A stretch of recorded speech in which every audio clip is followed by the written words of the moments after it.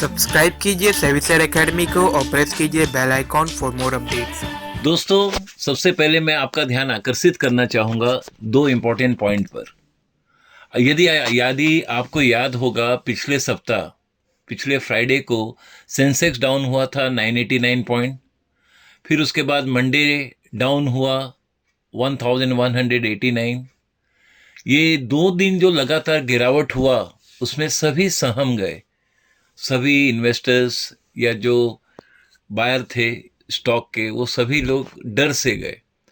उसके बाद मार्केट में डीआईज ने मार्केट को संभाला कुछ हद तक, फिर एफआईज भी बाय किए, जिसके कारण धीरे धीरे देखिए मंगलवार, बुधवार और आज गुरुवार, तो इस तरह से मार्केट को अगर देखा जाए तो 2100 पॉइंट से भी ज़्यादा मार्केट टूट गया था 2 ही दिन में। जबकि अभी तक जो मार्केट बढ़ा है दोस्तों, सिर्फ 1200 के आसपास पॉइंट ही बढ़ पाया है। एक तरह से देखा जाए तो 800 से 900 पॉइंट का गैप अभी भी बाकी है दोस्तों। अब पॉइंट ये आ जाता है दोस्तों कि अब कल फ्राइडे है, और पिछले सप्ताह भी याद होगा दोस्तों, मैंने कहा था फ्राइडे एक ऐसा दिन होता है जब प्रॉफिट बुकिंग वाली बात आती है। और मैंने ये बात कहा था, और फ्राइडे देखिए याद होगा यदि आपको, पिछले सप्ताह मैंने कहा कि फ्राइडे प्रॉफिट बुकिंग होगा, और प्रॉफिट बुकिंग क्या काफ़ी हैवी सेलिंग ही हो गया था फ्राइडे। जैसे कि आपको ध्यान होगा कि सेंसेक्स 989 पॉइंट डाउन हो गया था। और मैंने उसी दिन फ्राइडे के दिन ही कहा था कि मार्केट के गिरने के चांसेस मंडे ज़्यादा रहेगा, और उस तरह से काफ़ी नेगेटिव हुआ मंडे भी, यदि आपको याद हो तो। फिलहाल तो सर दोस्तों, मैंने पिछले कल के दिन में मैं यही कहा था कि आज मार्केट काफ़ी वॉलेटाइल रहेगा, और वॉलेटाइल का उदाहरण आप देखेंगे। वास्तव में देखिए दोस्तों, मार्केट पॉजिटिव ट्रेंड में भी काफ़ी वॉलेटाइल था। 500 550 पॉइंट तक भी गया लगभग, और फिर 300 भी आ गया, और 300 के आसपास भी मार्केट चलता रहा, और काफ़ी समय तक 400 पॉइंट से लेके 450 पॉइंट सेंसेक्स इस तरह से चलता रहा, और निफ्टी भी उसी रूप में चलता रहा जैसे सेंसेक्स का रूप था। तो कुल मिला के दोस्तों, यहाँ हमने देखा कि मार्केट में अब कई इन्वेस्टर या कभी कभी पूछते हैं प्रश्न दोस्तों कि जब मार्केट को बढ़ना ही है तो गिरावट क्यों आ गई।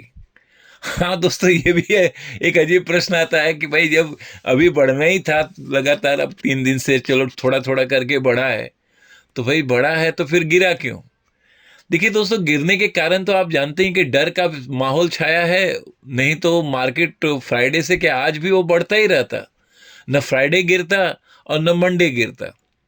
लेकिन ठीक है, हम वास्तविक रूप से चलते हैं कि जब सप्लाई इसीलिए ज़्यादा हो जाता है शेयर्स का, क्योंकि डर की बात आ जाती है मार्केट में, और डिमांड तब होता है भाई, चलो ठीक है।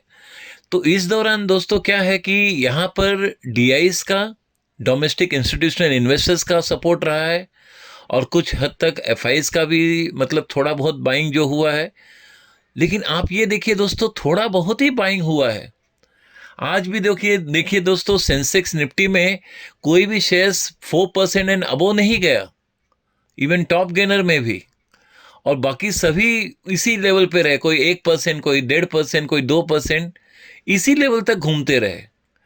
तो यानी बाइंग फोर्स नहीं आ रहा है दोस्तों, सिर्फ एक सस्टेन जिसको कहते हैं ना, कायम रखना, और उसी तरह से एक लेवल तक जाकर सीमित रहना। तो इससे ये जाहिर होता है दोस्तों कि जो ट्रेडिंग या बाइंग पोजीशन लिया जा रहा है, वो लिमिटेड एक्सपोजर पे ही लिया जा रहा है। तो कोई बड़े पैमाने पे बाइंग नहीं हो रहा है, क्योंकि उसके पीछे बहुत सारे फैक्टर्स हैं। तो मैं तो एक ही कहूँगा दोस्तों कि इंग्लिश में एक कहावत है, आप भी जानते हैं, hope for the best and prepare for the worst. यानी अच्छे की आशा करिए और बुरे के लिए तैयार रहिए। तो बस ये बात मैं अभी यही कहूँगा दोस्तों कि ऐसे हमारा भी सोच और विचार होना चाहिए। अच्छे की आशा करनी चाहिए कि भाई चलो आज नहीं तो कल मार्केट और अच्छा खासा बढ़ेगा, और बुरे का ये पॉइंट कि अचानक कभी भी गिर सकता है। ये दोनों बात को ध्यान में रखकर हमें चलना चाहिए। जब हम इस बात को ध्यान में रखकर चलेंगे तो डर नाम का विषय नहीं रहेगा, क्योंकि हम पहले से जानते हैं। तो मैं तो यही कहूँगा दोस्तों, और चलते चलते यही दोहराऊंगा कि जैसे कि कल फ्राइडे है और मार्केट का एक दिन होता है जहाँ पे प्रॉफिट बुकिंग वाली बात आ जाती है। यदि अगर कल मार्केट ऊपर में भी रहा, सस्टेन रहने की कोशिश किया, तो बाद में सेलिंग आ सकता है दोस्तों, क्योंकि फ्राइडे है। और सेलिंग का दायरा ये भी हो सकता है कि एक लेवल के बाद ज़्यादा सेलिंग भी आ सकता है। और पॉइंट ये है कि यदि ये फ्राइडे नहीं होता तो मार्केट कल भी पूर्ण रूप से सस्टेन रहता। जैसे आज हम देखते हैं बुधवार प्लस रहा, आज गुरुवार के दिन भी प्लस रहा, लेकिन आप उस प्लस की सीमा को ध्यान में देखिए दोस्तों। कैसे? पहले आपने देखा दूसरे दिन मंगलवार 497 पॉइंट प्लस, दूसरे दिन 611 पॉइंट प्लस, और आज 384 पॉइंट प्लस। मतलब प्लस हुआ है, लेकिन धीरे धीरे कम ऑर्डर में हुआ है दोस्तों। बस मैं यही कहूँगा कि आपका इन बातों पे ध्यान रहे। लेकिन ठीक है, हम तो पॉजिटिव ट्रेंड को ही अच्छा मानते हैं, क्योंकि हम भी सभी रूप से यही चाहते हैं कि मार्केट बुलिश रहे, प्लस रहे। लेकिन जब हम एनालिसिस करते हैं तो इन बातों का भी ध्यान रखा जाता है। तो मैं यही कहूँगा दोस्तों कि एक मार्केट छोटा सा वॉलेटाइल तो होने के चांसेस सही हैं, ऊपर नीचे, लेकिन उसके साथ साथ सेलिंग आ सकता है दोस्तों।